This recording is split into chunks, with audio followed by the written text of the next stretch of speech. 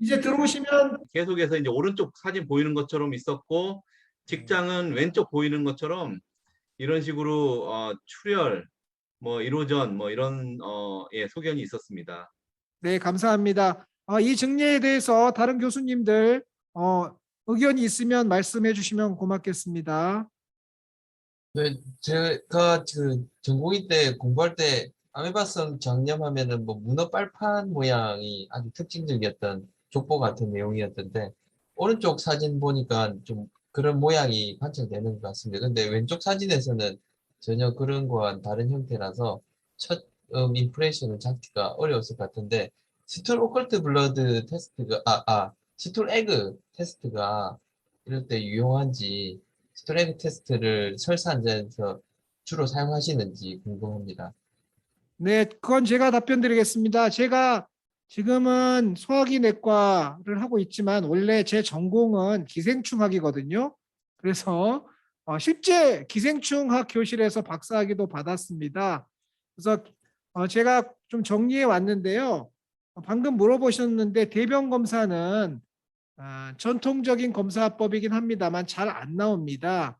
대변에서 햄 테스트 포지티브, 뉴트로필은 적고 차콧 레이든 크리스탈 프로테인이 보인다 등등이 되어 있으나 실제로 그런 걸로 진단할 수 있는 경우는 거의 없고요. 아메바 이제 트로포조이트가 대변에서 볼 수 있는데 조건은 대변을 받자마자 식기 전에 빨리 현미경으로 봐야만이 보이고요. 대변 검사 해놨다가 몇 시간 놔두고 몇 시간 후에 검사실로 내리면은 거의 진단하지 못한다 이렇게 되어 있기 때문에 우리나라 진료 현장에서는 대부분 조직 검사에서 트로포조이트가 나와서 진단이 되는 거지 대변 검사로 아메바를 진단하는 경우는 매우 드문 것 같습니다.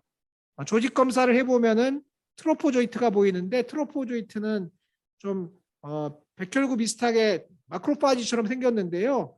그 안쪽에 백혈구를 히모파고사이토시스 한 것처럼 보이는 그런 소견이 아메바의 트로포조이트가 되겠습니다. 네, 김상욱 선생님 재미있는 증례 보여주셔서 고맙습니다. 두 번째 증례로 넘어가 주세요. 예, 두 번째 증례 설명드리겠습니다. 이 환자는 그 SLE 환자신데요. 복통이 심해서 그 저한테 협진이 된 환자분이세요. 그 여자 환자시고 그런데 이제 내시경을 했고요. 지금 보이는 거는 이제 뭡니까? 이게 그 위 사진만 있지만 나중에 위 대장을 했는데 대장에도 궤양이 있었고요. 상당히 이 환자는 이제 루푸스 치료를 위해서 프레드니솔로 2.5mg과 면역 억제제인 마이코페놀릭 애시드를 복용하고 계셨어요. 이게 생각보다 상당히 큰 궤양이 있어서 사실은 이제 이 환자를 바로 입원을 시켜 퍼포레이션 리스크가 있겠다 생각하고 입원을 시켰고 이제 바이옵시를 했는데 CMV가 레포트가 돼가지고 이것도 이제 사실은 제가 미처 생각을 못했습니다. 그런데 거꾸로 생각해 보니까 이제 면역이 이렇게 낮은 환자에서는 올 수가 있겠구나 생각이 들었고요. 그 뒤에 환자가 겐사이클로버를 썼고 중간에 치료가 됐다가 또 다시 그 CMV가 혈중에서 나와서요. 그리고 크레아틴도 좀 좋지 않아서 신장내과로 전과가 돼서 거기서 겐사이클로버를 한 번 더 쓰고 나중에 혈중에 CMV가 없는 걸 확인하고 퇴원하신 그런 환자분이십니다.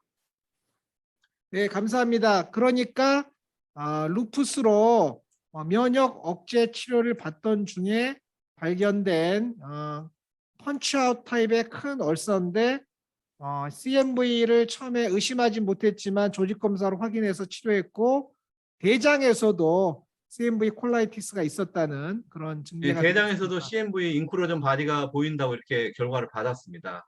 네, 감사합니다. 박정호 선생님 오셨는데 네, 안녕하세요. 인사하시고 CMV 가스트릭 얼서에 대해서 코멘트 좀 부탁드립니다. CMP 가스트릭 울서는 저도 한 두세 번 경험을 했는데 정말 낫지 않는다. 시간이 정말 오래 걸리더라고요. 그래서 끈기를 갖고 오래 치료를 해야 되구나. 그런 인상이 있습니다. 기능이 정상인 사람에게서도 발생하고 면역 억제 환자에서도 발생할 수 있는 걸로 되어 있는데 선생님의 경우는 면역 억제 환자셨어요? 아니면은 정상 면역인 분이셨습니까? 저도 한 분이 SLE 환자분이었습니다. 그리고 또 한 분은 그 신경 내분비 종양 그 12지장이 있었던 분인데 그분은 뭐 면역은 특별한 문제가 없었는데 그분한테 굉장히 광범위하게 식도 뭐 위 12지장까지 전부 CMV 인펙션이 있었습니다. 그래서 치료하고 나서도 스트릭처가 와가지고 벌룬 딜로테이션도 여러 번 했고요. 그래서 아무튼 그분은 뭐 특별한 문제 없었는데도 있었던 분입니다. 네. 그래서 우리가 겐사이클로비를 쓰더라도 상당히 오랫동안 치료를 해야지 되는 걸로 생각이 되고 김상우 선생님 겐사이클로비어 쓰면서도 위산분비 억제제는 같이 사용해야 되는 거죠? 예, PPI 같이 사용하는 걸로 제가 그렇게 알고 있으면 같이 사용했었습니다. 예. 혹시 K캡을 쓰면 안 됩니까? K캡 글쎄요, 제가 정확히 에비던스를 모르겠지만 써도 되지 않을까 싶은데. 네. 오늘 스폰서 해서기 때문에 제가 한번 물어봤을 뿐입니다. 네. 예. 감사합니다. 과거에는 인디케이션이 없어서 쓸 수가 없었는데 몇 달 전부터 K캡도 보험으로 소아성 궤양에서 위궤양에서 쓸 수 있는 걸로 돼 있기 때문에 한번 고려해 보시면 좋을 것 같습니다. 네, 흥미로운 증례 감사합니다. 두 번째 케이스 김수진 선생님께서 준비한 증례로 넘어가도록 하겠습니다. 김 교수님. 네. 시작해 주십시오. 80세 남자 환자가 연하곤란으로 내원했습니다. 그래서 이제 고령의 환자가 이렇게 워닝 사인을 가지고 내시경을 평소 안 봤던 분이 하면 항상 이렇게 큰 병이 있는 것 같습니다. 그래서 검사했더니 이제 이렇게 검은색의 색조를 띠고 한 3cm 가량 되는 메스가 이렇게 관찰됐고요. 누가 봐도 전형적인 멜라노마라고 이제 진단할 수 있을 것 같은데 대부분 보였던 멜라노마 같은 경우는 이제 이 사진들을 보면은 막 얼서러 풍게이팅한 메스라든지 아니면 이게 얕은 검은색으로 편점막에 검은색 그 병변이 많았는데 이렇게 메스를 예쁘게 표현이 좀 이상하지만 이게 모양을 잘 형성하면서 이렇게 메스가 있는 게 좀 제 경험이 이게 좀 특이하다기보다 이런 병변이 이제 악화되기 더 진행되기 전에 발견된 이런 종양이라서 증례를 가지고 와봤습니다. 그 멜라노마 같은 경우는 잘 아시겠지만은 예후가 아주 안 좋은 병이고 이게 프라이머리 에스파지아 멜라노마 같은 경우도 수술하고 뭐 절제 잘 해도 재발을 잘하기 때문에 이제 항상 환자에게 워닝이 중요할 것 같고 또 중요한 거는 이게 프라이머리 에스파지아 멜라노마가 아니라 이제 다른 병변이 있으면서 그 메타로 인한 멜라노마가 또 흔하기 때문에 다른 원발 병소가 있는지 찾아봐야 되겠고 이 환자는 원발 병소는 없었고 에소파구에서만 관찰이 되었고 역시나 수술은 했지만은 이제 재발을 해가지고 뭐 안 좋았던 그런 증례입니다. 네, 감사합니다. 그 식도 멜라노마 증례에 대해서 여러 교수님들 의견 있으면 말씀해 주시기 바랍니다. 제가 질문을 드리겠는데 스토막은 그 멜라노마가 전이를 잘하는 걸로 되어 있는데 식도로 전이하는 경우도 혹시 있었습니까? 식도에서 식도전이라기보다는 여기서도 보이시지만은 요 큰 메스가 가운데 있으면서 큰 메스 가운데 있으면서 주변으로 검은색 색조들의 변화를 가진 편편 점막 병변들이 다발로 관찰됩니다. 그래서 이렇게 멜라노마 식도에 생길 때 이게 한 군데 이렇게 포괄하게 생기지 않고 이게 캔서 필트라이제이션 이런 개념처럼 이렇게 전반적으로 쫙 퍼져서 이렇게 생기는 것 같습니다. 그래서 경우에 식도에서 따라서는 멜라노마도 메스처럼 보이는 부위 말고 이 환자에서 보이는 그 거무스러운 그 피그멘테이션 된 것 같은 부위만 보이는 경우도 있는데요. 네. 그런 경우도 멜라노마를 의심을 해야 하는 걸까요? 아니면 멜라노사이토시스로 암은 아닌 그런 비슷한 경우는 없습니까? 메스 부분 말고 이제 네, 네. 함께 되어 있는 부분만 보이는 경우에는요. 네, 멜라노마가 아닌 경우에도 색조가 까맣게 보이는 경우가 있는데 어쨌든 그 둘 다 드물게 관찰되기 때문에 바이옵시는 꼭 해보는 게 좋을 것 같습니다. 검은 색조를 띠더라도 죄송합니다. 검은 색조를 띠더라도 바이옵시는 해서 이게 멜라노마가 아니다라는 것을 확인해 주는 게 필요하다고 생각합니다. 네, 감사합니다. 제가 미리 좀 조사해 보았는데 정상 식도 정막 상피에는 멜라닌 세포가 드물게 존재할 수 있다고 하고요. 배아 발생 시 멜라닌 아세포가 비정상적으로 식도로 이동하여 식도 점막 상피 내 멜라닌 세포가 존재하게 되는데 그거를 멜라노사이토시스라고 하고 악성 흑색종 환자에서는 한 30%까지 주변에 멜라노사이토시스가 존재하기 때문에 애시당초 멜라노사이토시스가 있었던 사람에서 에소파지알 프라이머리 멜라노마가 발생하는 거 아닌가 이렇게 기술되어 있는 부분이 있었습니다. 최기동 교수님, 뭐 식도 멜라노마 경험해 보신 적은 없으십니까? 예, 드물기는 하지만 가끔 경험을 하는데요. 제 경험은 다른 데서 전이된 식도 멜라노마는 경험한 적은 없고요. 그냥 프라이머리 에소파지알 멜라노마가 국소림프절로 전이를 했고 뭐 수술을 치료한 증례들은 경험을 한 적이 있습니다. 그래서 제가 좀 전에 말씀드린 것처럼 위는 멜라노마가 전이를 많이 하는데 식도는 전이하는 경우가 사실 저도 한 번도 본 적이 없어가지고요. 그래서 한번 여쭤봤던 내용이고요. 저희 병원 식도 멜라노마가 그동안 한 10예쯤 있었는데 지금 논문 써서 퍼블리케이션 하려고 준비하고 있는데 예우는 뭐 그냥 다 1, 2년, 2, 3년 내에 다 돌아가셨습니다. 그래서 예우는 매우 나쁘다. 이렇게 보시면 될 것 같습니다. 김수진 교수님의 두 번째 증례로 넘어갑시다. 식도의 편평세포 유두종증. 네. 네, 이제 국가검진에서 발견되었고요. 국가검진할 정도로 뭐 평소에 아무 증상 없이 지내셨던 분이고 검진했더니 이렇게 다발성으로 이렇게 과립상 ECM 가량의 다발성 결절상 점막 변화들이 전 식도에 걸쳐서 상부는 좀 덜한데 중부에서 좀 하부 쪽으로 집중되어서 이렇게 정상 점막을 관찰하지 못할 정도로 심하게 관찰됐던 그런 이제 바이옵시에서 파필로마로 진단되어서 에소파지아 파필로마토시스로 진단된 증례가 되겠습니다. 이 뒤에 요 비슷한 게 보였던 뭐 사마귀성 식도암 증례가 있던데 그거 깜짝 놀랐는데 이런 환자들에서 그렇게 진행하나 이렇게 걱정이 되던데요. 그래서 이런 경우는 예후에 이런 증례가 아주 많진 않아 가지고 뭐 어떻게 해라 딱 정해진 건 없었는데 어쨌든 저렇게 그 폴리포이드한 리전이 많은 경우에 캔서 프로그레션 할 수도 있기 때문에 애뉴얼이 지금 서베일런스는 하고 있는 상황입니다. 근데 뭐 이 장기 예후에 대한 내용은 특별히 찾아봐도 잘 없어가지고 환자한테 그냥 정기적으로 관찰을 하는 수밖에 없다 이렇게 하고 보고 있는 상황입니다.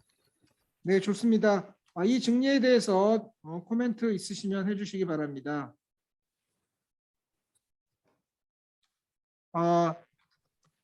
역류성 식도 질환이 있을 때 파필로마토시스가 좀 발생할 수 있다라는 코멘트가 있었었는데요. 그런 게 가능하다고 생각하십니까? 네, 저도 이게 다른 그 이전 이노엔 증례집에서 그 내용을 본 것 같습니다. 네. 근데 이 환자는 이게 식도 거의 중부까지 이렇게 전부 다 이래서 이 역류와 연관성을 찾기에는 좀 그 범위가 너무 넓어서 좀 그 기전이 중요 기전은 아닐 걸로 생각은 합니다. 네, 감사합니다. 다른 코멘트가 없으시면 시간 관계상 박정호 교수님의 증례로 넘어가도록 하겠습니다. 박정호 교수님, 증례 말씀해 주세요. 네, 첫 번째 케이스입니다. 67세 남자 환자분이셨고요. 이분은 소화불량과 그다음 체중 감소, 그 다리가 많이 붓고 그래서 원래는 그 간 쪽으로 입원을 하셔서 검사를 했습니다. 검사 결과 알부민 수치가 2.0 정도로 되어 있었고 특별히 다른 이상은 관찰되지 않았고요. 그다음 위 내시경 검사에서 다음과 같이 위 전정부는 거의 멀쩡한데 체부에 전반적으로 크고 구불구불한 주름하고 이렇게 유심히 덮여 있는 것을 이제 관찰할 수 있었습니다. 일반 조직 검사에서는 뭐 특별한 이상 소견이 발견되진 않았고요. 그래서 스트립 조직 검사에서 조직을 좀 많이 떼니까 포베올라 하이퍼플라지아, 뭐 위선의 위축 소견, 그런 그 메네트리얼병의 특징적인 그런 소견이 발견이 되었습니다. 그래서 메네트리얼 그 디지즈로 진단을 하고 어떻게 할까 하다가 그 논문을 찾아보니까 그 세톡시마브의 리스판스가 있다고 돼 있어서 일단 얼빅투스 치료를 시작을 했습니다. 이거 보험 신청을 했더니 나중에는 받아들여졌고요. 그래서 치료한 다음에 알부민 수치가 3.4 정도로 이제 증가되고 수화불량하고 부종 증상이 호전이 되었습니다. 그래서 이제 장기적인 치료로서는 이제 수술 같은 거를 결국에는 생각을 해봐야 되고 악성 가능성도 좀 있다고 알려져 있어서요. 이분은 다른 병원으로 결국에는 전원되었던 그런 분입니다. 재미있는 케이스여서 말씀을 드렸습니다. 네, 이 증례에 대해서 질문이나 코멘트 있으신 교수님 말씀해 주세요. 그러니까 간별 진단이 보만 사형 진행성 위암이나 림포마, 시필리스, 분선충 등등 다 있어야 되지만 이 환자에서는 부종도 있고 하이포알부미네미아가 있기 때문에 매니티리어 디스 쪽을 좀 먼저 생각했던 것으로 지금 판단이 됩니다. 네. 세툭시맙은 저희 써본 적이 없는데 거기에 대해서 좀 더 자세히 설명해 주시면 고맙겠습니다. 얼마 기간이나 써야 되는지 등등이요. 세투시마브를 그때 이제 사용했을 때 아마 한 달, 일주일에 한 번 정도에서 투여를 했었던 걸로 기억이 나고요. 그다음에 무엇보다 처음에는 이렇게 보험이 안 됐기 때문에 한 500만 원, 600만 원 정도 처음에 들었던 것 같습니다. 그래서 결국 이 환자를 어쨌든 내시경 그다음에 팔로우업을 했을 때 이렇게 하이퍼트로피 된 것도 좀 많이 줄어들고 유심 분비 같은 것도 좀 많이 줄어들고 해서 많이 호전되는 소견을 보였는데 결국에는 그것만 가지고 이제 치료가 되었다고 생각할 수는 없고 특히나 이제 비용적인 문제 때문에 그 좀 문제가 있었어요. 결국에는 삼성서울병원의 김재준 선생님 찾아가셨는데 수술 받으시겠다고 아마 생각을 하셨던 것 같습니다. 네, 대부분의 경우는 토탈 게스트렉토미가 필요했던 증례일 걸로 생각하고 네. 있는데요. 이 증례에 대해서 뭐 추가로 경험하시거나 코멘트하실 것은 없으십니까? 아산병원 최기돈입니다. 질문 네. 드릴 거는 저희가 그 헬리코박터 파일로리와 연관된 하이퍼트로픽 게스트라이티스 때도 이런 비슷한 내시경 소견을 볼 수 있는데요. 이게 아까 말씀드린 조직검사 소견이나 내시경 소견 중에서 메네트리의 병으로 이렇게 확진할 수 있는 그러한 소견이 어떤 게 있는지 조금 궁금합니다.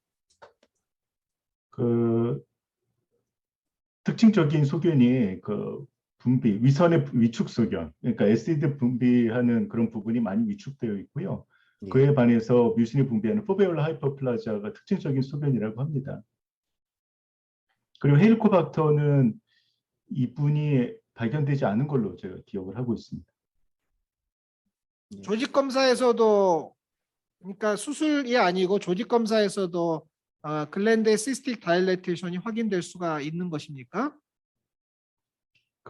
일반 저희가 조금 뜯는 뭐 한 3mm 가지고는 부족하고요. 그래서 스트립 바이옵시를 제가 했었습니다. 스트립 바이옵시를 통해서 진단을 하셨군요. 네. 예, 감사합니다. 그러면 나중에 또 바이옵시 소견을 한번 보여주면은 좀 참고가 되는 증례라고 생각하고요. 제가 이해하고 있기로는 헬리코박터 파일로리 감염에 의한 비우성 위험에서 프로테인 루징 가스트로패시가 발생하는 경우는 없었던 것으로 생각이 되는데 어떻게 생각하십니까? 최기동 교수님. 예, 저는 이제 메네트리의 병은 교과서에서만 보고 직접 증례를 접해보지는 못했는데요. 제가 이해하기로는 하이퍼알부미네미아가 혹시 잘 들리시나요? 네, 잘 들립니다. 하이퍼알부미네미아가 동반된 소견이 있을 때 메네트리의 병으로 의심할 수 있다라고 제가 지금 기억을 하고 있는데 특징적인 무슨 병리 소견이나 이런 게 있는지가 궁금해서 질문을 드렸습니다. 네, 병리 소견은 염증 소견은 좀 적고 글랜드의 시스틱 다일레이션이 티큰드 게스트릭 폴드 사이사이에 많이 보이는 게 아마 특징적인 소견이었던 것으로 생각합니다. 22년 전에 저랑 같이 펠로우를 하였던 임윤정 선생님께서 케이스를 리포트를 할 때 제가 옆에서 슬쩍 보았던 소견이 되겠습니다. 22년 됐습니다. 네, 감사합니다. 박정호 교수님의 두 번째 증례 부탁합니다. 두 번째 증례 말씀드리겠습니다. 이분은 47세 남자 환자분이셨습니다. 건강검진 내시경 검사에서 지금 그 사진에 보이시다시피 그 앰플러 파타 밑에 한 1cm 넘게 한 1.2cm 정도 되는 그런 내기 있는 그런 그 폴리포이드한 리전이 이제 발견이 되었습니다. 그래서 조직 검사를 했는데 뉴로엔도크라인 튜머가 의심된다라고 나왔습니다. 근데 뉴로엔도크라인 튜머 중에 이렇게 내기 있는 경우가 있더라고요. 그래서 EMR하기가 굉장히 쉬운 것 같아서 보시다시피 이제 EMR을 어렵지 않게 했습니다. 보통 앰플로파타가 같이 이런 위치에 뉴로엔도크라인 튜머가 있으면 수술을 먼저 생각해야 된다고 했는데 이렇게 유경성 있는 경우에는 이제 제거를 시도할 수 있다고 되어 있더라고요. 그래서 제거를 했고 조직 검사 결과에서는 그 KI67의 1.2%, 그 다음에 뭐 다른 특별한 소견은 없어서 일단은 젊으신 분이고 관찰하는 걸로 해서 지금 관찰하고 있습니다. 이분은 그 CT 지금 3년, 한 4년 가까이 됐는데 특별한 문제 없이 지금 보고 있고요. 재미있는 거는 이 환자분이 갑자기 복통을 호소해서 검사를 했더니 스몰 바울 쪽에 얼서가 발견됐고 배체 디지스가 같이 동반되어 있었던 분이었습니다. 그거는 이제 저희가 보기에는 별개의 병으로 생각을 해서 이분은 그쪽으로 지금 주로 치료를 받고 이쪽 그 뉴로엔도크라인 튜머 쪽은 팔로우만 검사만 하고 있습니다. 네, 이상입니다. 네, 그래서 12지장 유로엔도크라인 튜머는 내시경 치료가 어렵고 천공 발생률이 높은 타입인 걸로 알려져 있는데 박정호 교수님의 증례는 드문 형태로 약간의 내기 살짝 보이려고 하는 그런 폴리포이드 리전이어서 안전하게 절제할 수 있었다라는 증례였거든요. 맞습니다. 디오데날 유로엔도크라인 튜머에 대해서는 아픈 경험을 가진 선생님들이 좀 계실 것 같은데 혹시 경험을 한번 쉐어해 주시겠습니까? 김주진 선생님은 잠깐 웃으셨는데 뭐 네. 경험이 있으셨습니까? 네, 그 천공 경험이 있는데 뭐 전에 내시경 저희 세미나 때도 한번 라이브 때 그때 건국대였나? 라이브 두대나 NET 그 EMR 하다 천공돼가지고 갑자기 비디오가 돌아갔던 그런 경험이 있는데요. 저도 하다가 이제 그 EMR L로 라이게이션 후에 EMR을 했는데 천공이 돼가지고 치료를 어쨌든 클립하고 잘 했는데 환자가 세컨데리하게 리버 옵세스가 생겨가지고 그래서 또 입원해가지고 고생했던 경험이 있습니다. 그래서 도데나 NET 같은 경우는 제 같은 경우는 요즘에는 언더워터 EMR로 제거를 많이 하고 있는데요. 이 언더워터 EMR 같은 경우는 사실 그 스네어를 제 같은 경우는 올림푸스 그 스네어 마스터를 사용하는데 그게 콜드 스네어용이라 가지고 잘 안 미끌리고 이러면서 오히려 점막이 흐늘흐늘한 점막만 이렇게 점막 하층까지 잡기가 안전하게 잡기가 훨씬 편한 것 같습니다. 그래서 전통적인 EMR L과 EMR 캡을 이용한 EMR 잘 하시면 괜찮겠지만은 약간 그런 데 대한 두려움이 있는 초보자라든지 이런 사람들은 언더워터 EMR도 두뇌나 NET의 좋은 치료 방법이라고 생각합니다. 네, 감사합니다. 언더워터 EMR 저는 아직 한 번도 해보지는 못했는데 꼭 케이스가 있으면 해봐야 되겠다 생각하고 있는데 그중에서 스네어에 대해서 코멘트 하신 부분은 조금 더 보충 설명해 주시겠습니까? 올림포스 마스터가 어떤 점에서 유리했다고 하신 것 같은데. 그게 이제 우리가 스네어가 콜드용 스네어 같은 경우는 그 인제급실에 잡기 때문에 약간 더 가늘어 가지고 이 점막을 미끄러지지 않고 더 잘 잡히는 것 같긴 합니다. 그래서 그러니까 인젝트 앤 컷하는 용 스네어 말고 인젝션 안 하고 네. 하는 스네어가 언더워터 EMR 할 때는 더 유리하는 것 같다. 이런 말씀이시군요. 그러니까 모든 게 다 그런 건 아닌데 12지장의 조그만 병변을 자를 때는 유용했던 것 같습니다. 네, 알겠습니다. 참고하도록 하겠습니다. 언더워터 EMR 할 때 그 워터는 어떤 워터를 쓰는 거죠? EUS 할 때 쓰는 그런 그냥 일반 물 쓰시면 됩니다. EUS 물 채울 때 그 물입니다. 일반 셀라인 뭐 이렇게 그냥 하면 되는 네. 겁니까? 네. 네, 알겠습니다. 흥미로운 증례 감사합니다. 그러면 서승인 선생님이 오늘 아직 못 오셨죠? 서승인 선생님이 못 오셔가지고요. 서승인 선생님 증례는 추후에 하도록 하고 성결 선생님 증례로 넘어가도록 하겠습니다. 성결 선생님은 제가 잠시 소개드리면 저희 삼성 서울병원에서 펠로우 과정을 마치시고 지금 한림대 병원에서 열심히 상하부 이장관 내시경 많이 하고 계시고요. 특히 우리 삼성 서울병원에서 하고 있는 내시경 박스 시뮬레이션 트레이닝 튜터로서도 활동하고 계셔서 저희가 기대가 큰 젊은 유망주입니다. 네, 성결 선생님 증례 부탁합니다. 네, 저는 디오데날 기스트 증례 하나 준비를 했고요. 환자는 빈혈과 흑색변을 주소로 내원한 42세 남자 환자였고 처음에 내시경에서 디오데남 벌브의 디스탈 파트에 한 4cm 크기의 메스가 관찰되었습니다. 그래서 표면이 대부분은 정상 점막으로 덮여 있는 것 같았고 표면에 한 4개 정도의 크고 작은 궤양들이 관찰이 돼서 저는 처음에 SMT 루라우 기스트라고 생각을 했는데 조직 검사를 한 5피스를 했는데 디오데나이티스로만 나와서 일단은 제가 내시경 코멘트에는 꼭 반드시 그 조직 검사에서 음성으로 나오더라도 재내원을 하셔라라고 했지만 중간에 한 번 더 팔로우 로스가 되었고요. 그리고 다시 환자가 ER의 블리딩으로 입원을 해서 재검을 해서 진단을 했던 케이스였습니다. 그래서 두 번째에서는 훨씬 이제 얼서가 깊어지고 융합되어서 쉽게 조직 검사에서 이제 진단이 되었고 기스트 타장기 전이는 없어서 웨지 리섹션 시행을 하였습니다. 그래서 병리 소견에서는 3.1cm로 나왔고 마이토시스가 12개 그리고 시킷 양성으로 확인되어서 수술적 절제 후에 이분은 하이리스크 군에 해당되어서 어주반트 이마티닙을 시작하였습니다.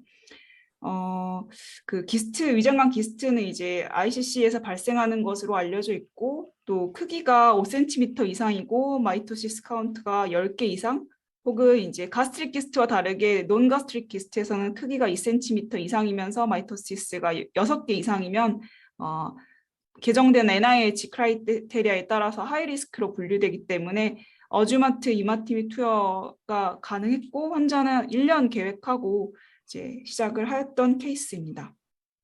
이상입니다. 네, 그러면 이번 사진은 두 번째 내원했을 때 사진인 건가요? 첫 번째입니다. 이 부분이 첫 번째이고요. 두 번째에서는 한 훨씬 크게 이 세 개가 하나 정도로 이렇게 융합된 양상이었습니다. 네, 이 모양도 흔한 동그란 기스트에 단독 궤양이 있는 모양과는 좀 달리 멀티플 궤양이 있어서 모양만 보더라도 좀 하이그레이드, 좀 고이용군인 것 같다 이런 느낌이 드는 그런 종양입니다. 12장 기스트에 대해서 질문이나 코멘트 있는 선생님 말씀해 주세요.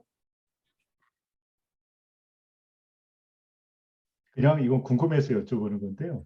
그 바이옵시 처음에 할 때 어디서 하셨나요? 이게 어디서 베이스가 바이옵시하기 굉장히 무섭게 생겼는데. 네, 특히나 블리딩으로 왔기 때문에 네. 베이스에서 조직 검사를 하지는 못했고요.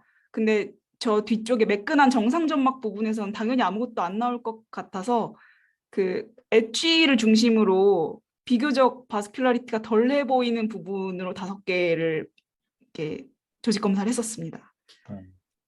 박정우 교수님은 어디서 조직 검사 하고 싶으십니까? 용감하게 바닥 한가운데서 한다, 뭐 아니면은 좀 애매하게 그 경계 언저리에서 한다, 뭐 등등등 의견이 있을 것 같은데. 저는 애매하게 경계 언저리에서 할 것 같습니다. 이게 너무 무섭게 생겼는데. 그렇죠, 무섭게 생겼죠. 네. 우리 용감한 최기동 교수님은 어디서 조직 검사를 몇 개나 할 걸 추천하는지 의견을 듣고 싶습니다. 별로 조직 검사하고 싶지 않습니다, 선생님. 그러면 조직 검사 없이 그냥 바로 웨지 리섹션을 권하시겠습니까? 환자가 블리딩으로 왔고 웨지 리섹션이 가능한 위치라면 조직 검사 안 하고 웨지 리섹션을 권하겠습니다. 그러면 기스트 말고 다른 병에서도 요거하고 좀 비슷하게 보일 수 있는 질병이 있을까요?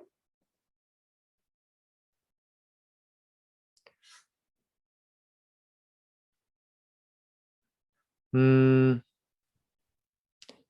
첫 번째 감별 진단은 뭐 기스트, 드물게는 뭐 뉴로엔도크라인 칼시노마 등을 감별을 해야 될 것 같고, 저는 예전에 꼭 요렇게는 아니지만 그때는 약간 노른 부분이 있긴 했는데 라이포마가 얼서가 생기면서 블리딩으로 와가지고 웨지 리섹션 했던 경우가 12지장 라이포마 블리딩 증례가 있었습니다. 김상옥 교수님 요거 조직 검사하지 않고 그냥 수술 보내시겠습니까? 그래도 결과가 나오든 안 나오든 일단 조직 검사는 그래도 몇 개 하고 수술을 보내시겠습니까? 만약에 블리딩으로 응급실에 왔으면은 SET가 그 블리딩이 있기 때문에 저도 수술을 안 하고 그 조직 검사 없이 보냈을 것 같고요. 만약에 출혈이 없이 우연히 내시경 하다가 발견이 됐으면은 바이옵시를 당연히 하는데요. 이제 저 같은 경우는 어쨌든 혈관이 보이는 데는 저도 성결 선생님처럼 잘 하기는 어렵지만 그렇지 않다고 하면은 되게 센터에서 깊게 조직 검사하려고 했던 경험이 있습니다. 네, 감사합니다. 어차피 블리딩 하셨기 때문에 이게 자체가 바스큘라 메스는 아니고 메스 위트 네크로시스 상황에서 출혈했기 때문에 좀 용감하게 가운데서 조직 검사해도 좀 상관이 없지 않을까 싶은 생각이 들고요. 오히려 일단 블리딩을 오셨으니까 조직 검사하다가 블리딩 생기면 더 빨리 수술해 달라고 해서 수술로 해결할 수 있기 때문에 선생님 제 생각에서 조직 얻으려면 좀 용감하게 조직 검사를 해도 뭐 나쁘지는 않았을 것 같다 이런 생각이 들기는 합니다. 실제로 이제 네크로시스에 의해서 생긴 그 출혈이지 무슨 큰 혈관이 바스큘라 메스가 있는 거는 사실 아니기 때문에 무서워 보이지만 그래도 아주 출혈이 많지는 않을 수도 있겠다. 네. 그리고 병원마다 좀 다른데요. 성경 선생님, 저 한림대병원은 환자들이 의사들의 레코멘데이션을 잘 따르는 편입니까? 아니면 지역 특성상 환자들이 이제 수술하라고 해도 증상이 호전되면 안 하거나 그런 경우가 좀 있을 것 같긴 한데 선생님 지역 병원에서의 경험을 한번 말씀해 주시겠습니까? 대부분은 의사가 레코멘드 하는 대로 잘 따르는데요. 아무래도 이제 중국인 분들이나 조선족 분들이 많이 계셔서 이제 경제적인 문제 때문에 잘 안 오시는 분들도 많으셨고 이 환자도 아마 그런 문제 때문에 중간에 잠깐 팔로우 로스가 됐던 걸로 전 알고 있습니다. 네, 지금 말씀 주셨는데요. 성결 선생님이 근무하시는 병원은 한림대학 병원 중에서도 저기 보라매 병원에서 가까운 곳에 위치하고 있는 정식 이름이 어떻게 되죠? 한림대학교 강남성심병원입니다. 네, 강남성심병원은 환자 중에 그 근처에 조선족들이 많이 사는 지역인 걸로 알고 있어서 중국 교민들이 많은데 어느 정도 많습니까? 병원에서 말씀하시는 비율은 한 30에서 40%라고 하는데요. 한국 국적을 가지고 있지만 태생이 중국인인 분들까지 하면 실제 비율은 한 7, 80% 정도 되는 것 같습니다. 네, 그러니까 우리 조선족 플러스 조선족 탈북민까지 해서 다 그렇군요. 한국에서 태어나서 한국에서 살고 계신 분들 가끔 보시는 그런 상황. 네. 네, 거의 우리나라에서 살지만 중국 병원에서 근무하시는 것 같은 느낌인 것 같은데 여하튼 제가 지난번에 다른 교수님한테 듣기에도 여러 사정상 레코멘데이션을 했을 때 좀 머뭇거리는 환자들이 좀 많이 있었다. 다른 병원에 비해서 그런 얘기를 제가 지금 드리는 겁니다. 한번 팔로우 로스가 된 적이 있었다고 하는 점 때문에요. 이준행 교수님, 네. 그 제가 G스트 바이옵시 후에 출혈로 뼈 아픈 증례를 경험을 같이 좀 해도 될까요? 그럼요. 말씀해 주십시오. 네. 예, 카디아에 있는 SET였는데요. 네. 언루핑 바이옵시를 아. 시도를 했습니다. 네. 언루핑 바이옵시를 했는데 이게 GIST가 굉장히 프라이어블한 경우가 많지 않습니까? 그래서 네네. 언루핑 바이옵시를 한 그 케이스가 하필 또 굉장히 프라이어블한 튜머라 이 네. 바이옵시 후에 블리딩이 멋지를 않았습니다. 네. 일반적인 조직 검사를 시행을 했는데 블리딩이 멋지 않아서 뭐 코아귤레이션 포셉도 써보고 클립도 잡아보고 했는데 블리딩이 멋지를 않아서 응급 수술을 했던 뼈아픈 경험이 있습니다. 네, 감사합니다. 그래서 기스트 자체는 프라이어블 할 수 있기 때문에 출혈을 하는데 언루핑 바이옵시라고 하는 거는 일단은 증상이 없는 상태에서 조직 검사 해가지고 출혈 생겨서 아마 당황스러웠을 것 같긴 하고요.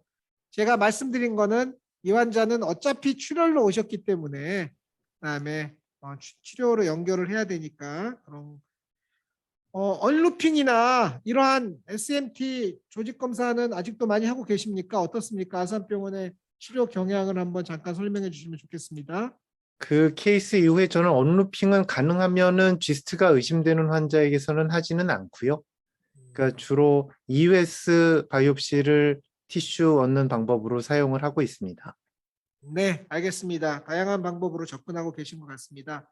그러면 성결 교수님의 두 번째 증례도 무척 흥미로운 증례이기 때문에 두 번째 증례로 한번 진행해 보도록 하겠습니다. 성결 교수님, 대장에서 발생한 유로파이브로마에 대해서 설명해 주시기 바랍니다. 네, 이 케이스는 사실은 궁금해서 EMR을 했던 케이스이고요.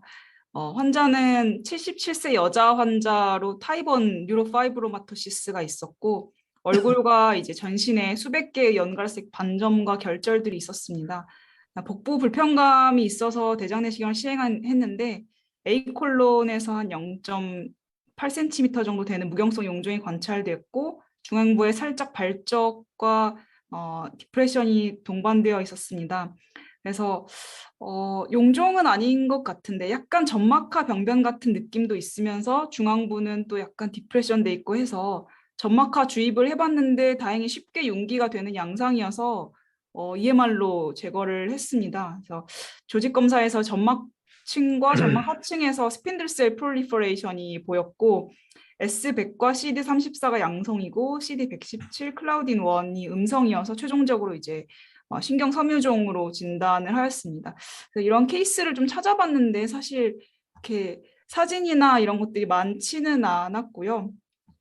주로는 피부에 나타나면서 위장관에 나타날 수도 있는데 보통 위나 제주넘 정도의 가장 흔하고 대장을 침범하는 경우가 드물고요. 그리고 대장 중에서는 이제 직장이 그나마 좀 케이스 리포트로 보고된 바가 있었습니다. 내시경 소견은 작은 무경성 용종의 형태를 띠는 것도 있지만 유경성 용종이나 SMT처럼 보이기도 하고 이제 조직 검사에서는 스핀들셀 프롤리퍼레이션을 보이고 이뮤노히스토케미스트리로 다른 슈바노마나 기스트와 감별 진단을 하는 것으로 알려져 있습니다. 보통 이제 무증상이고 크기가 아주 큰 경우에는 복통이나 빈혈이나 인투서셉션, 톡식 메가콜론 등을 유발해서 케이스 리포트로 보고된 바가 있었습니다. 이상입니다. 네, 아주 흥미로운 증례인데 이 증례에 대해서 혹시 질문이나 코멘트 있으면 말씀 주시기 바랍니다. 예, 전북대 임상욱입니다. 제가 잘 몰라서 그러는데 그렇다면은 이 환자는 이거를 이제 제거를 하는 게 맞나요? 어떻게 그냥 옵서베이션 해도 별 문제가 없나요? 이게 어떻게 되는지 좀 궁금해서. 사실 제거를 질문드립니다. 할 필요는 없는 것 같습니다. 이 자체가 말리건트 리스크가 있다는 보고는 제가 잘 찾지를 못했고 또 멀티플하게 있거나 하진 않았고 이렇게 한계가 있었는데 사실 저 조금 궁금해서 EMR 해본 것도 좀 있어가지고 일단 그냥 옵저베이션 하고 있습니다. 네, 그래서 유로파이브로마토시스로 이미 알고 있는 환자에서 세사일 폴립이나 아니면은 작은 SMT 비슷하게 보이는 정소면은 조직 검사로 해서 확인될 수 있으나 꼭 반드시 절제술이 필요한 건 아니다. 경과 관찰을 선택할 수 있다. 이렇게 이해하면 되겠습니까? 네, 그렇습니다, 교수님. 아산병원 홈페이지에 피부 소견 및 이 질병에 대해서 아주 잘 소개가 되어 있어서 제가 일부 옮겨왔는데요. 카페 오레 스팟 겨드랑이의 반점, 서해부의 반점, 그다음에 여기저기 장기의 신경 섬유종, 홍채에 작고 색소를 띤 과호종 비슷한 결절, 골 형성 장애 등 다양한 증상이 있다고 하고요. 어렸을 때 대부분 진단되는데 생후 1세 이내에 3분의 2가 피부 소견 근거로 진단이 된다고 하고요. 대부분은 이제 비나인이지만 피부 병소는 좀 커져가지고 카페오레처럼 되면서 평생 암으로 발생할 수 있는 경우가 16% 있는 것으로 되어 있는데요. 위장관 쪽에 있는 유로파이브로마가 암으로 진행되는 경우는 제가 아직 보지는 그 문헌에서 못 본 것 같거든요. 아마 비나인 네이처의 유로파이브로마가 GI 트랙에 생기는 거 아닌가 생각이 됩니다. 커져서 증상을 일으킬 수가 있나요, 성결 선생님? 케이스 리포트에서 그렇게 몇 가지 보고된 게 있었는데 대부분 다 이렇게 원피 쉐입의 아주 큰 메스처럼 있어서 증상을 네. 일으켰던 케이스였습니다. 네, 알겠습니다. 감사합니다. 흥미로운 증례 고맙습니다. 그러면 다음은 오늘 이상길 선생님 못 오셨기 때문에 저희 계획은 이상길 선생님에게는 서승인 선생님 교수의 케이스에 대해서 코멘트를 해달라고 부탁을 하고요. 못 오신 서승인 교수님께서는 이상길 교수님의 증례에 대해서 코멘트를 좀 해달라고 해가지고 코멘트를 보충해서 자료집을 만들도록 하겠습니다. 저도 2개 준비했습니다. 제 증례 말씀드리겠습니다. 아데노이드 시스틱 칼시노마라는 튜머였습니다.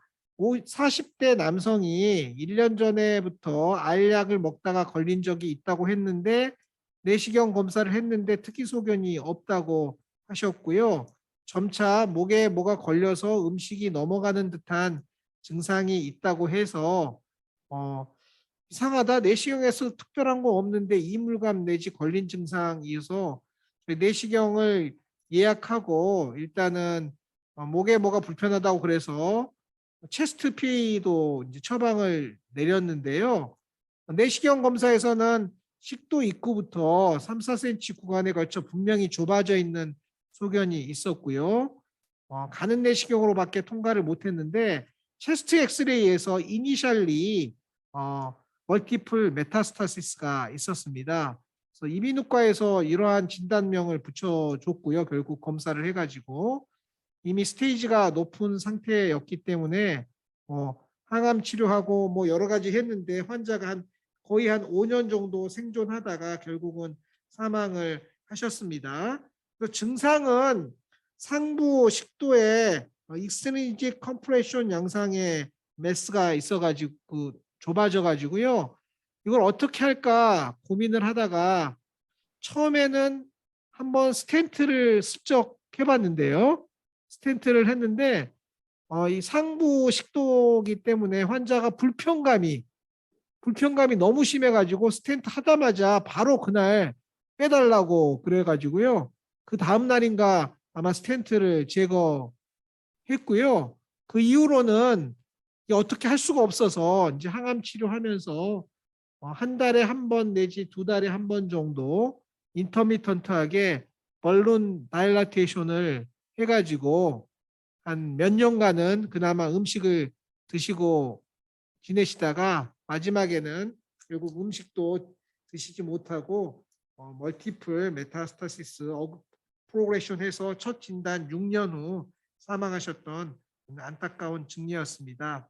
매우 드문 질병이었기 때문에 올려보았습니다.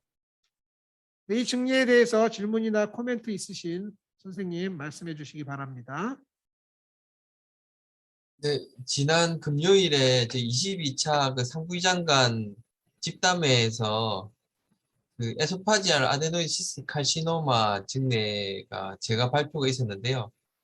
그때 환자는 SCT 정상 점막으로 덮인 SCT 양상이었고 원발 오리진이 그때 이제 식도였습니다. 근데 이 환자는 이제 파링스인데 이제 아데노시스틱 칼시노마가 살리바리 글랜드에 기원하는 종양으로 돼 있어가지고 주로 ENT나 아니면 눈 쪽 이런 쪽으로 증내 보고는 있는데 식도 쪽은 보니까 이하여대에서 한번 이전에 내시경 절제를 했다는 보고 있었고 이번에 제가 또 발견해가지고 제가 해서 증내 투곤했는데 아직 어셉트는 안 됐고요. 그래서 식도에서도 이게 아주 드물지만 정상 점막으로 덮인 SET가 보일 때 고려 감별 진단안에 포함시켜야 되는 질환이었고 그거를 본 다른 교수님들도 야 이거 식도에 정상 점막으로 덮인 한 1cm 가량 되는 SET 지금까지 다 그냥 봤는데 좀 신경 써야겠다 이런 코멘트를 많이 주셨었습니다. 네, 신경 써야 되겠다는 코멘트만 하시고 신경 안 쓰실 것 같습니다. 그 작은 1cm짜리 신경 쓰기 시작하면 진료가 불가능해지거든요. 그래서 예외적인 증례라고 생각하는데 김수진 선생님의 그 증례는 조직 검사로 확인이 됐던 겁니까? 아니면 뭔가 다른 술기를 하셨습니까? 네, 조직 검사로는 그게 정상 점막이 덮여서 안 나오고 EUS가 근데 좀 일반적인 우리가 레이오마이오마를 생각하게 되는데 이제 SCT가 식도에 보이면 2층, 4층 이런 게 아니라 3층 기원이었고 그래뉼라 셀 투머처럼 에코가 비슷하게 약간 하이포 에코익 하긴 한데 약간 하이퍼한 면이 있는 하이퍼 에코익 리전이었습니다. 그래서 이게 EUS는 그래뉼라 셀 투머인데 점막이 정상 점막 덮여 있어가지고 이게 그래뉼라 셀 투머인가 하면서 절제를 했는데 아주 드문 그 병리 결과가 나왔던 증례였습니다. 네, 그럼 인시덴탈리 ESD를 하였을 점막 아, 절제술을 해서 확인됐던 네, 아데노이드 그 시스트. 증례도 언더워터 EMR로 제거를 해가지고 리섹션 마진 프리하게 제거가 됐었습니다. 네. 네. 식도의 언더워터 EMR 할 때는 특별히 좀 주의할 점은 없습니까? 물이 살살살 흘러버릴 것 같은 느낌이 드는데요. 12지장보다. 무슨 근데 팁이 있는지 좀 설명해 주시면 감사하겠습니다.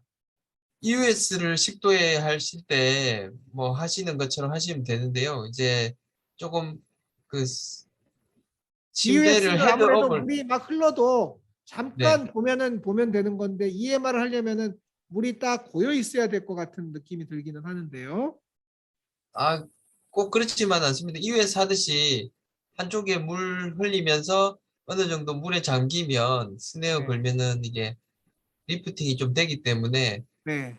어느 정도 캡슐레이션 돼 있는 SET 같은 경우에 저는 이제 그래뉼라 셀 투머 같은 거 한 4케이스 정도 언더워터 네. EMR로 제거하니까 네.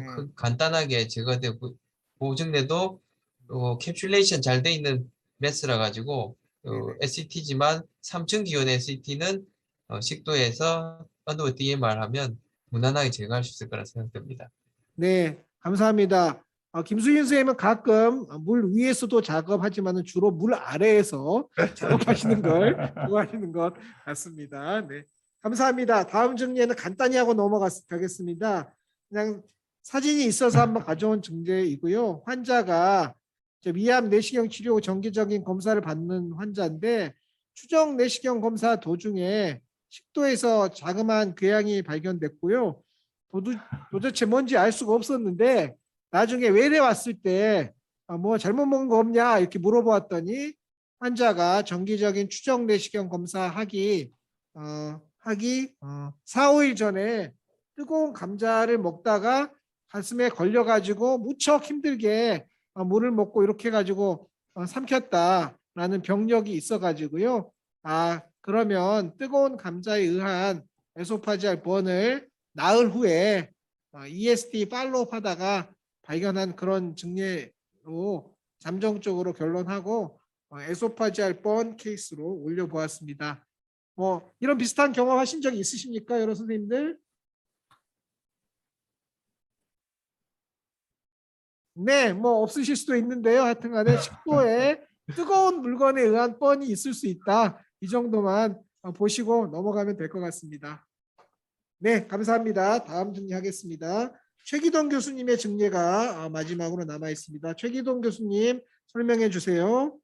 예, 환자 50세 남자 환자였고 디스페이지아를 주소로 왔습니다. 환자는 25년 전에 그 토탈 게스트렉토미를 시행받았고 그다음에 알칼리 역류성 식도염으로 진단받고 외부 병원에서 치료를 받아왔던 환자인데요.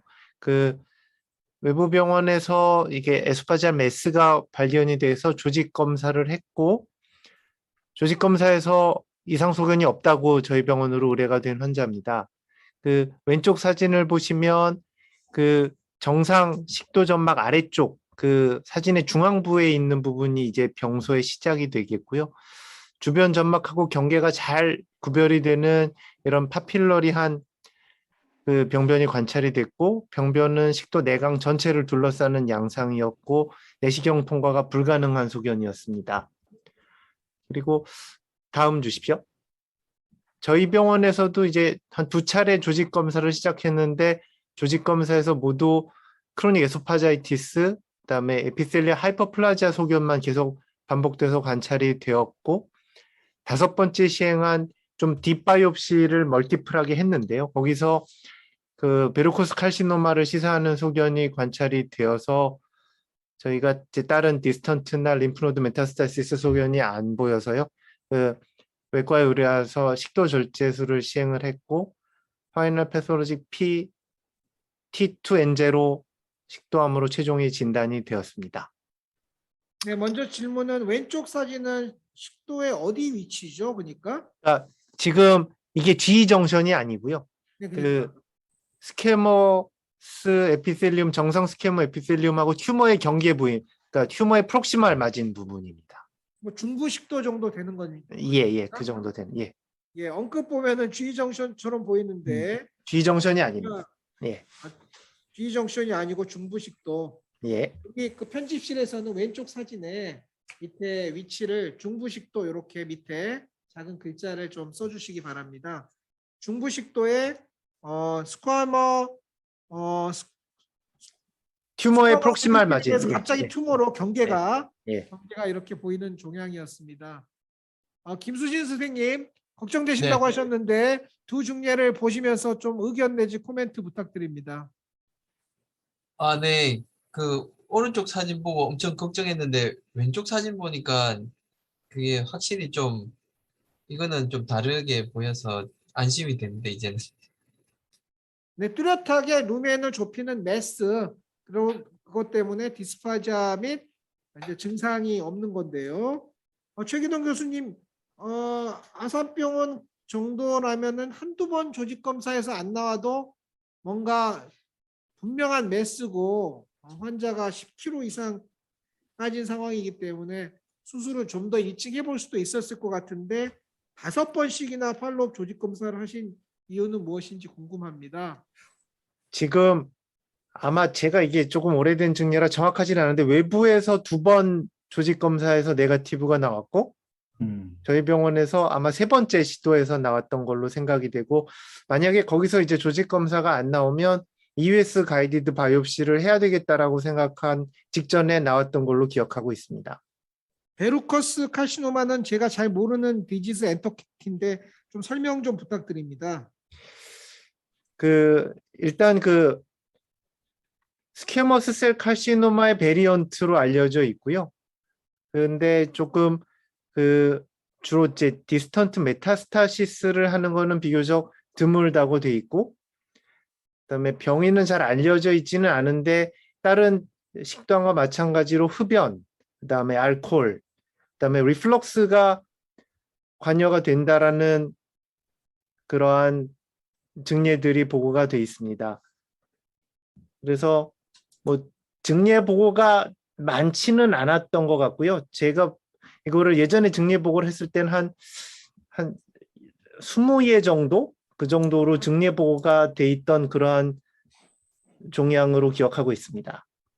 네, 그래서 그 선생님 해설에 쓰신 것처럼 내시경 소견에서 악섬이 의심되다 생검에서 나오지 않는 경우가 많다. 생검에서 잘 안 나오는 이유가 무엇일까요? 이게 진단을 하려면 세포에 그런 이제 파필라리 프로젝션을 동반한 ATP와 이상 소견을 이제 관찰을 해야 되는데, 그게 일반 조직 검사에서는 주로 일반적인 식도염 소견하고 구별이 조금 어렵다고 합니다. 그래서 정확한 진단을 내리려면은 이제 딥 바이옵시가 필요하다라는 병리과 선생님의 코멘트가 있었습니다. 네, 감사합니다. 지금 오늘 몇 개 증례를 보더라도 우리가 병리 슬라이드를 함께 보았으면은 이해하는 데 도움이 되겠다 싶은 증례가 여러 있지 않았습니까? 향후 우리 아틀라스 만들면서 식도나 위에 대장의 병리 슬라이드를 좀 같이 첨부해서 증례를 꾸며보는 것을 좀 계획하고 있습니다. 향후 혹시 병리 슬라이드 좋은 증례가 있으면 또 많은 기고를 해주시면 감사하겠습니다. 그러면 교수님, 오늘의 마지막 증례인데 최기동 교수님의 크론카이드 카나다 증후군. 네, 말로는 맨날 듣지만 자주 보기 어려운 이 질병에 대해서 한번 소개해 주시면 감사하겠습니다. 그 59세 남자분이셨고 구역 구토, 설사, 그다음에 체중 감소 증상으로 내원하셨습니다. 그 내원 이거는 이제 추후에 다시 히스토리를 했을 때 들은 건데요. 3개월 전부터 탈모하고 손톱의 모양 변형이 진행되었다고 합니다. 위내시경에서 이제 왼쪽 사진이 위내시경이고 이제 다양한 크기의 용종, 12지장에도 용종이 관찰이 되었습니다. 그 위 체부 점막 주름의 비후 소견이 관찰이 되었고 대장 내시경에서는 이제 터미널 일리움부터 전 대장에 걸쳐서 다양한 모양과 크기의 용종이 관찰이 되었고 조직 검사에서는 이제 과형성 용종으로 진단이 되었는데요. 그 위내시경, 대장내시경에서 확인된 그런 다발성 용종증, 그리고 탈모, 그다음에 네일 디스트로피 등의 임상 증상으로 크론카이트 카나다 신드롬으로 진단을 했습니다. 이 환자는 그 소장내 세균 과증식 소견이 있어서 항생제 치료를 시행을 했고 일부 용종 크기가 조금 감소가 되었지만 그 완전한 효과가 없어서 추가적으로 경구용 스테로이드를 투여를 하고 용종이 크기와 숫자가 감소를 한 소견을 관찰을 하고 팔로우업 중인 환자입니다. 크론카이트 캐나다 증후군의 그 에티올로지는 어떻게 저희가 생각을 하는 것입니까? 이제 정확한 에티올로지는 사실은 잘 알려져 있지 않습니다. 잘 모르는 병으로 알고 있습니다. 그래서 지금은 이제 항생제 치료나 기타 스테로이드 치료가 이게 장기적으로 도움이 되는 건지 헬리코박터 제균 치료가 장기적으로 도움이 되는 건지 문헌에는 어떻게 되어 있습니까? 문헌에는 헬리코박터 치료 후에 호전을 보였던 증례들이 조금 기술이 돼 있고요.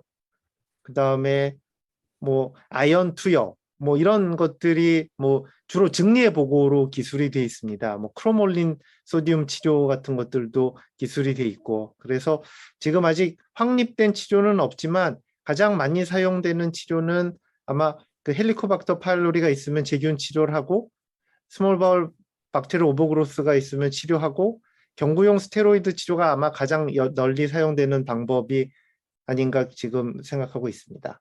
네, 좋습니다. 혹시 크론카이드 카나다 증후군이나 다른 폴립 증후군에 대해서 코멘트 하실 선생님 있으면 말씀해 주시기 바랍니다. 교수님, 이거 아까 그 사마귀양 네, 그 암 증례인데, 에 대한 질문인데, 그 스트립 앞으로 가주세요. 바이옵시를 하면 그게 좀 도움이 될지 어떻게 생각하시는지 궁금합니다. 잘 못 들었습니다. 다시 한번 해주세요.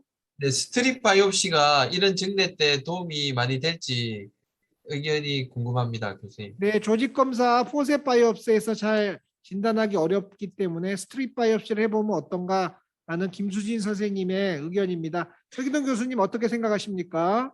예, 일단 많은 티슈를 얻을 수 있는 방법이기 때문에 일반 바이옵시에서 진단적이지 않은 경우에 도움이 될 수 있을 거로 생각이 됩니다. 하지만 물 이게 위에서 하나요? 물 아래에서 하나요? 김수진 선생님?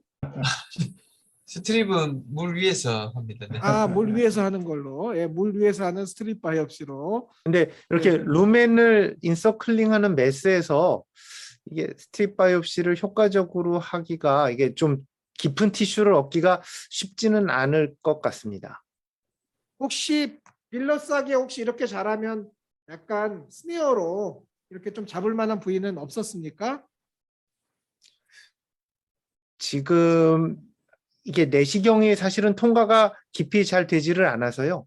이게 내시경으로 그 스네어로 잡을 만한 부분이 지금 오른쪽 사진에 보면 한 사진의 중앙 부위에 있는 이런 파필라리 프로젝션 같은 경우에는 아마 스네어로 잡을 수도 있지 않았을까 생각이 됩니다. 네. 여하튼 너무 좁아져 버렸기 때문에 이 환자를 뭔가 스트립 바이옵시를 한다거나 뭔가 하기가 쉽지는 않았겠으나 이런 상황이 아니었으면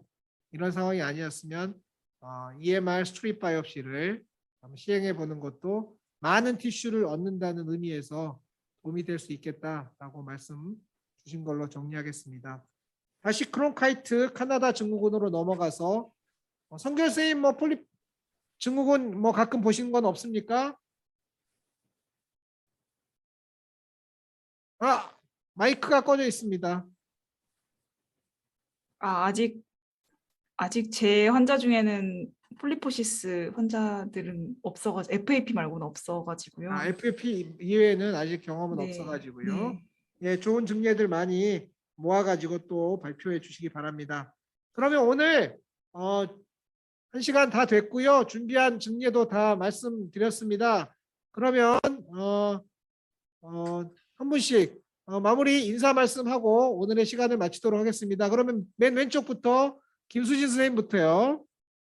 네, 교수님, 이렇게 온라인이지만은 평소에 뵙고 싶었던 최기동 교수님, 박정호 교수님 뵐 수 있어서 영광입니다. 그리고 김상욱 교수님은 이제 처음 뵙는데 앞으로 자주 뵙기를 기대하고 성결 교수님도 처음 인사드립니다. 예, 앞으로 종종 뵈면서 인사드리도록 하겠습니다. 원래 이 식도 질환 내시경 아틀라스의 컨셉트는 회의를 하고 그 자리에서 폭탄주를 마시는 게 원래 컨셉트였거든요. 근데 이게 코로나 때문에 이 컨셉이 잘 유지되지 않고 있습니다. 아마 제가 회사 PM님께 물어본 바 코로나가 끝나면 밀렸던 폭탄주를 다 한다라고 얘기하셨기 때문에 기도해 주시면 좋을 것 같습니다. 네, 최기동 교수님 한 말씀 부탁드립니다. 예, 오랜만에 뵙는 여러 교수님들과 좋은 증례 토론하면서 많이 공부가 되었습니다. 감사드리고 폭탄주를 마실 수 있는 날이 빨리 오기를 기대합니다. 감사합니다. 감사합니다. 박정훈 교수님. 매번 이렇게 증례 미팅 할 때마다 모르는 케이스 너무 많이 배우는 것 같아서 아주. 아까도 그 크론카이트 카나다 보면서 이전에 그냥 스쳐 지나갔던 환자 한 명이 생각나서 매우 불안합니다. 그래서 아무튼 좀 공부도 열심히 하고 많이 배워야 되겠다는 생각을 했습니다. 아무튼 이렇게 참여하게 해주셔서 감사합니다. 네, 지금 박정호 교수님 말씀 주신 것처럼 저도 이렇게 아틀라스 하다 보면은요, 그래도 이물에서 한 20년 의사하고 있었는데 처음 보는 증례가 이렇게 많냐 좀 깜짝 놀라는 경우가 있습니다. 증례를 통해서 배울 수 있는 좋은 시간 아닌가 생각이 되었습니다. 우리 전북 지역의 왕 대장이십니다. 우리 대장님 김상욱 선생님 한 말씀 해주시기 바랍니다. 예, 안녕하세요. 예, 대장은 아닙니다. 대장은 아니고요. 아니 저는 원래 이준행 교수님이 좀 티피컬한 케이스로 한다고 이렇게 말씀을 주셨는데 오늘 보면서 제가 처음 보는 케이스도 너무 많아서 좀 공부도 많이 됐지만 다음에는 어떤 케이스를 올려야 될지 좀 걱정이 되기도 합니다. 어쨌든 여러 교수님들 그리고 잘 재밌게 또 진행해 주신 이준행 교수님 감사드립니다. 네, 김상욱 선생님 앞으로도 이 식도질환 지금 정식 이름은 식도와 위 대장 내시경 아틀라스인데요. 증례를 쭉 모아서 좀 오랫동안 해보려고 합니다. 진료하시다가 좀 특이하다, 누구랑 같이 한번 논의하거나 보여주고 싶다 그런 증례가 있으면은요 이 포맷으로 좀 모아서 시도 때도 없이 전화, 이노엔이나 아니면 이제 메디컬 옵저버 편집실로 보내주시면 다음 증례집 만드는데 큰 도움이 될 것 같습니다. 네, 알겠습니다. 전라도 지역에 헬리코박터 지회가 만들어졌다고 그래서 크게 기대하고 있거든요. 행사가 있으면 꼭 참여해 보도록 하겠습니다. 네. 성결 선생님 인사 말씀 마무리 말씀 해주시기 바랍니다. 네, 저도 처음 오늘 참여하게 되었는데 이렇게 내시경 사진 보면서 같이 말씀하시는 걸 듣고 또 하는 게 너무 재밌는 것 같습니다. 다음번에도 흥미로운 직내 준비해 보도록 열심히 찾아보겠습니다. 감사합니다. 네, 고맙고요. 내년에도 우리 핸즈온 트레이닝 우리 베스트 튜터이신데 많이 도와주시기 바랍니다. 우리 이노엔의 PM님께서 인사 말씀 하신다고 옆에 계십니다. 자리를 바꿔서. 네, 안녕하십니까. SK노엔에서 전국 클리닉 경로를 담당하고 있는 KKPM 이재원입니다. 제가 최근 클리닉 경로, 개원이 경로에서 진행하는 학술 대회, 학술 대회에서 부스 앞에 서면 제가 항상 아틀라스를 굉장히 많이 갖다 놓고 있습니다. 최근에 저희가 헛개수를 원래는 항상 드리고 있는데 헛개수가 최근에 저희 좀 모자랐습니다. 근데 아틀라스는 항상 저희가 많이 갖다 놨었거든요. 근데 원장님들께서 오시면은 헛개수는 잘 안 가져가시고 아틀라스는 계속 도시다가 한 권 더 가져가도 돼요? 또 오시다가 한 권 더 가져가도 돼요? 하시다가 어떤 분은 10권도 가져가셨습니다. 근데 이런 아틀라스를 만들어준 여기 계신 교수님께 다시 한번 감사를 드립니다.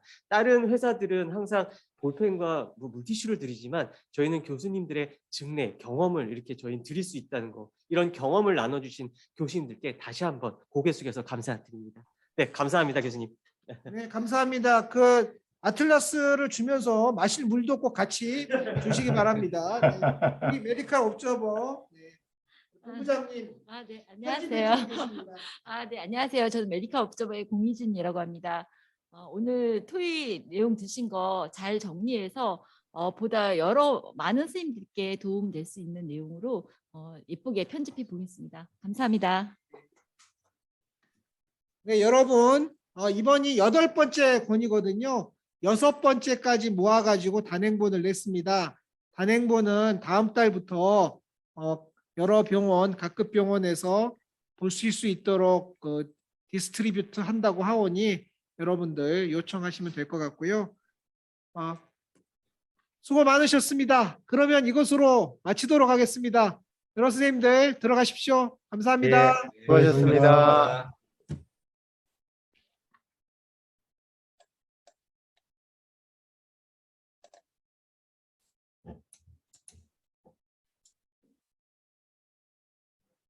네, 수고하셨습니다.